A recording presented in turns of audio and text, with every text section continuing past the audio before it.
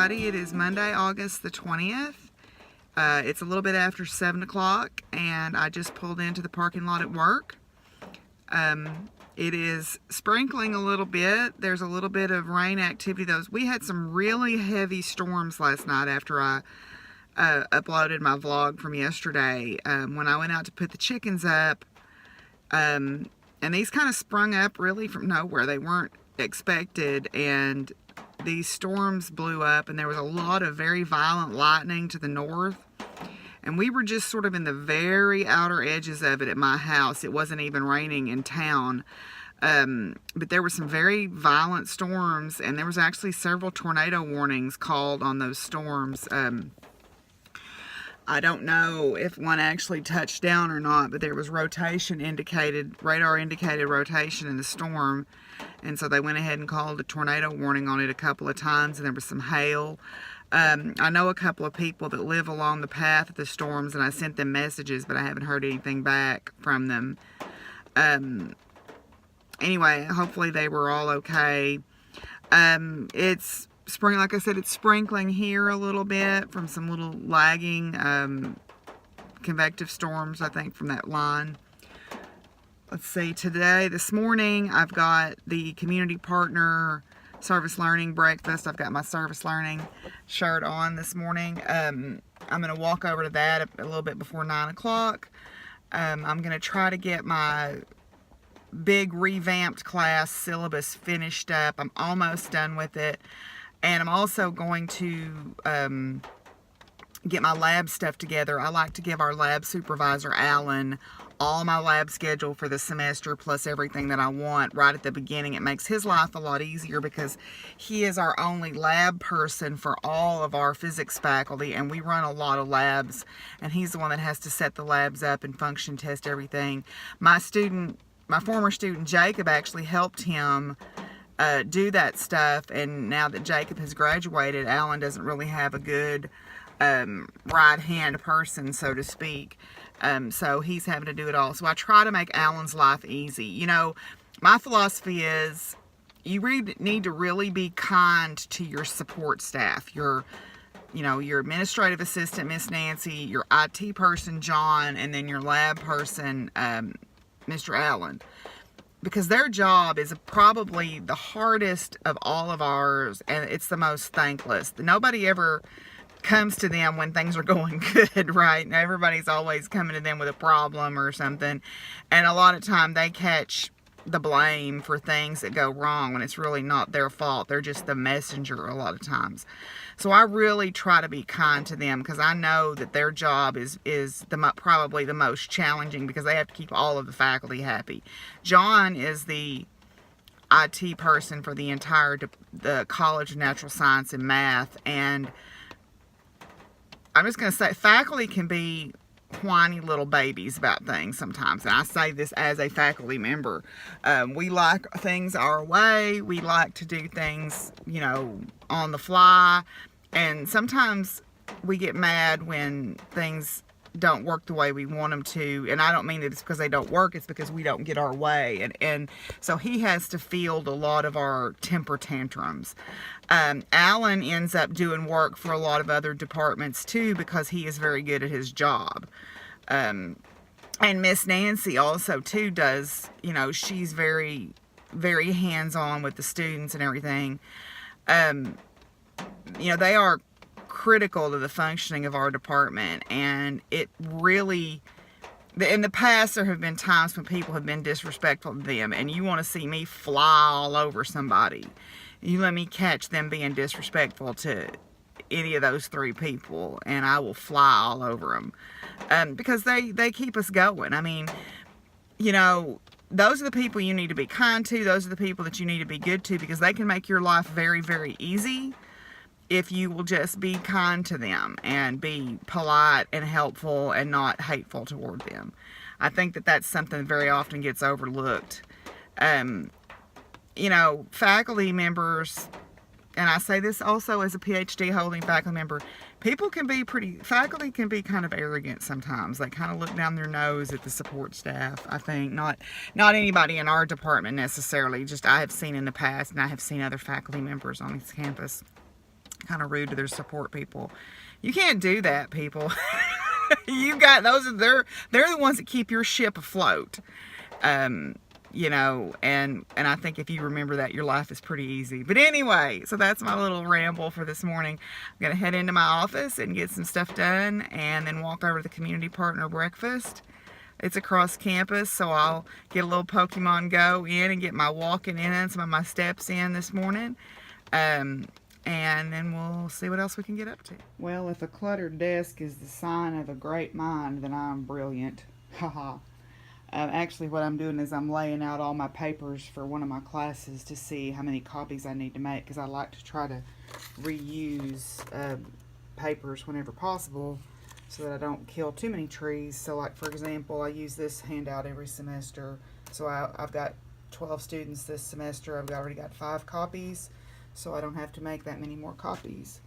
Anyway, I'm laying out, this is all my science literacy papers. These are technical writing, lab handouts, and that's also science literacy. And then somewhere, I think it just fell on the floor, or no, over here is the finished stack. This is my, their topics and their rubrics, the grading rubric for that. So anyway, so I try to lay these out where I can, oh, and there's some seeds that have fell out of my bag. Spread that out on the floor. Anyway, so I try to reuse as much stuff as I can. That's why it looks so chaotic right now, because I'm trying to see what I've got. That's all lab equipment stuff where I need to work on the lab handouts. Anyway, off and running. Well, I got to visiting with some of my colleagues in the hallway and looked down, and it was time to go to this breakfast across campus. So I am hoofing it across campus here to go to our conference center, which is next to our public television station. Anyway, this is the service learning breakfast where some of the different community partners are coming in, and then some of the different faculty that do service learning. It's kind of a kickoff event, get us excited for a new year of service learning for the semester. I'll talk more about what that is in a little bit. Right now I'm hauling butt and out of breath. So I'll just have a little graphic to explain that. It's about meaningful service to the community that also fulfills course goals for that academic curriculum. So, excuse me. So we have students doing service learning in all different disciplines. And you know, if you've been a community partner for a while, you know that there may be a variety of ways that you can connect with the university. And so if you have an idea for a certain type of student who would be really helpful to you, this is usually the way that we try to get you connected, is to reach out to specific faculty or academic departments to say, hey, we have these opportunities in the community, folks who are looking for students like yours. Are you interested in partnering? So it was 134 different course sections, and over 2,300 students were enrolled in those. And those were all over the university. So it's a pretty big chunk of our student body. And they did a lot of hours, although that's hard to track. So, but it was a lot. Well, I finished up at the service learning meeting, and I did an interview with my friend Leslie, who is our coordinator. And she's been really helpful and motivational to me about getting started with my service learning class. So I'm going to include that little snippet so that you can kind of see a little bit more about what it is that she does and her thoughts about the value of service learning. But so I'm headed back to my office now. Today, around noontime, we have a lunch on the lawn, as they call it, where new freshmen, they feed them hamburgers and stuff, and the faculty are invited to come so they can kind of start to see some of the faculty members, and I guess see us as humans instead of little androids that come out of cabinets and teach classes. But I thought I would just show y'all across our campus, because it is a really pretty campus. So I'm going to take some video of as I'm walking back to my office, kind of as a time lapse. Okay, so this is my friend Leslie, and you can tell us your official title, and she's going to talk a little bit about what service learning is.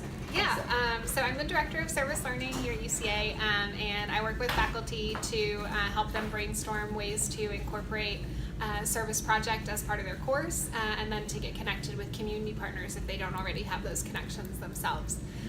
So it's really just a way of teaching and learning.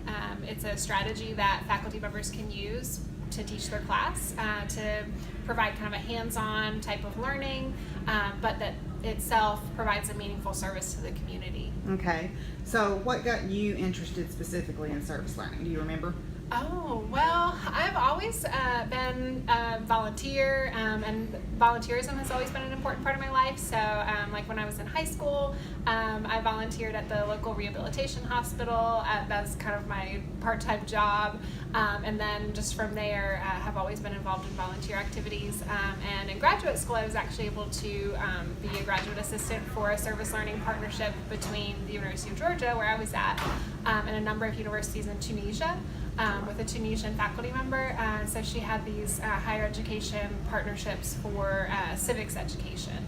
And it was just a lot of really cool activities going on there to get people thinking about what it means to be a citizen both in Georgia and in Tunisia. So that was a really cool opportunity and kind of my first exposure to service learning.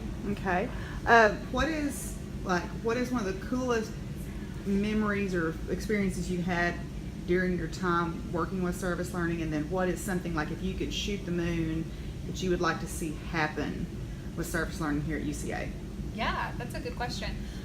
Well, one of my favorite partnerships in general is one that you're familiar with Community Connections, because that's who you work with on the Right. Super Science Saturday. Yeah. But they've been a great partner as well as Compass Academy and our early childhood and special education department and occupational therapy department in getting a respite care program off the ground. And that's something I'm really proud of because it's interdisciplinary. We have faculty and students in different fields who are working on that, and multiple community partners who help us get the word out to families. But we schedule a couple of events every semester where families with kids with special needs and their siblings can drop those kids off and take a break. Or run some errands, maybe not take a break, but do some other stuff. Right. And so that's been a really valuable program, and I've been really excited to see that kind of be sustained by that faculty interest. Cool. Okay, so what's your shoot the moon thing? If you could, if money was no object, what would you like to see happen here at UCA? Well, really, I would just like to be able to support any faculty member in any department on a project that they're doing, because we provide a little bit of funding for faculty who are doing things, but it's never enough for everybody who might be doing an exciting project, because we know that it takes institutional support and Right. funds to get these things off the ground. And I would really like to see more faculty able to present these projects at conferences and get the word out to other academics. So so for me, that's kind of not a very exciting response, but Well, that's I just something would I like to wanna have do. money Yeah, to give to faculty. That's to be something able to I do actually want to start doing, is presenting at physics teaching conferences Yeah, about yeah. incorporating service learning into physics teaching, because that's not something you necessarily think going together, but Yeah, I'm so- pretty sure I've demonstrated it works. Yeah. So I think it's just getting the word out from faculty, for faculty to be able to tell those stories, and for students to be able to tell the stories of how these projects have impacted them. I just think nobody tells it better than the faculty and the students who've been involved, as well as the community partners. Well, thank you, Leslie, for taking a few minutes. Thank you. I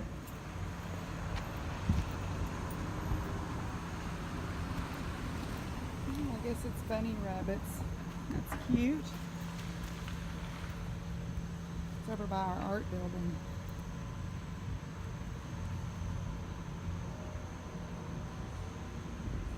That's sweet. I guess they're playing hide and seek.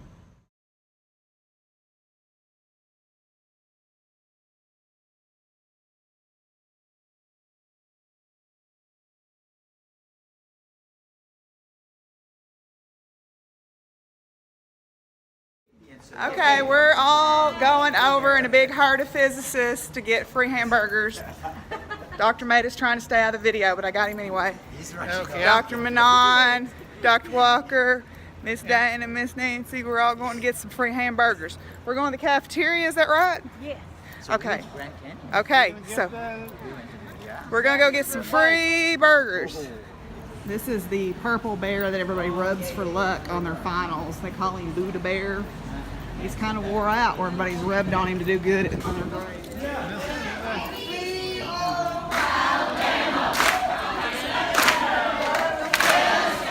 Well, I'm finishing up here at work. I got my class readings all packaged together. I've got this nice group of readings about science literacy and minorities in science and how to communicate science as a public scholar.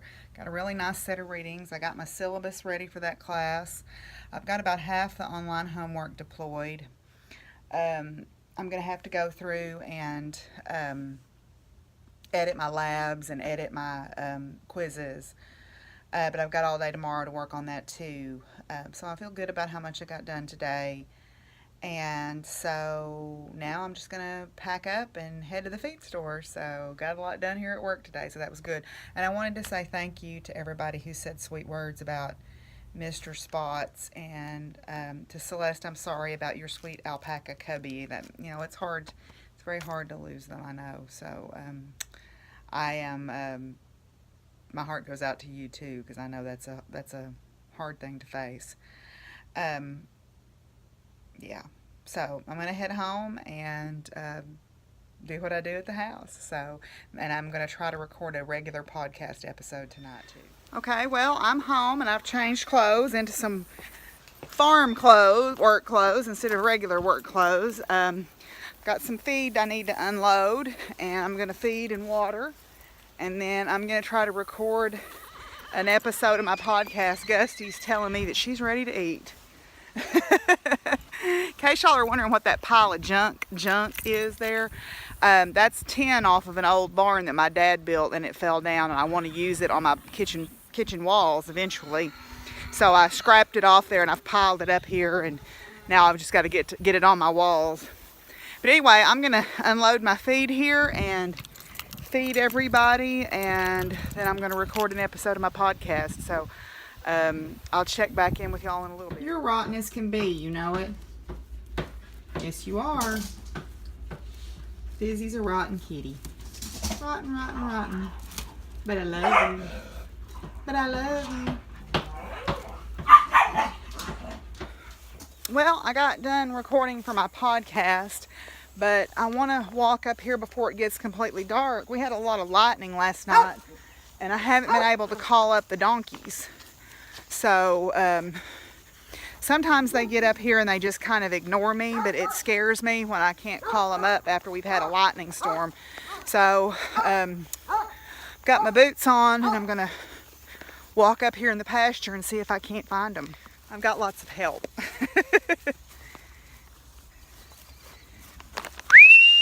That's not donkeys, but that's my deer. They're not running because I'm walking with the horses. They don't see me yet. No, they saw me then. Little buck and two does. It's a parade.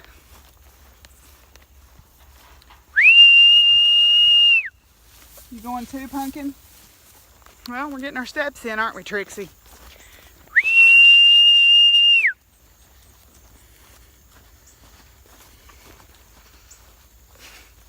Well, guys, where are they? They got over on the neighbors? Huh? Where are they at? Well, I think I found them. Yep. They're just being stubborn.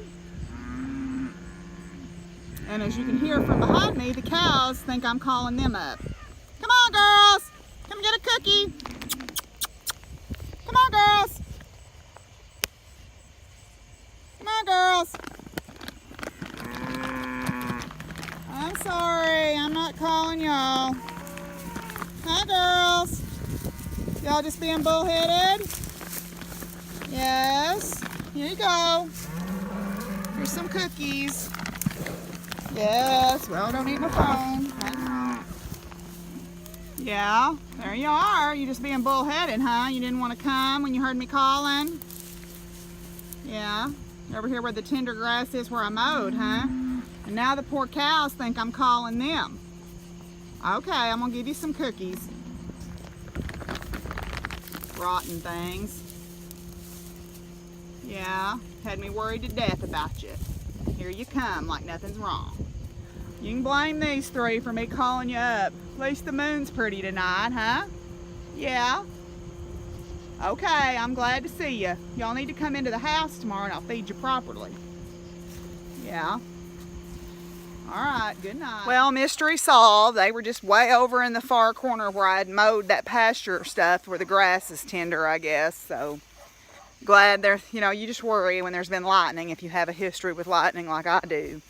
So, thankfully they're fine and I got my steps in for sure today.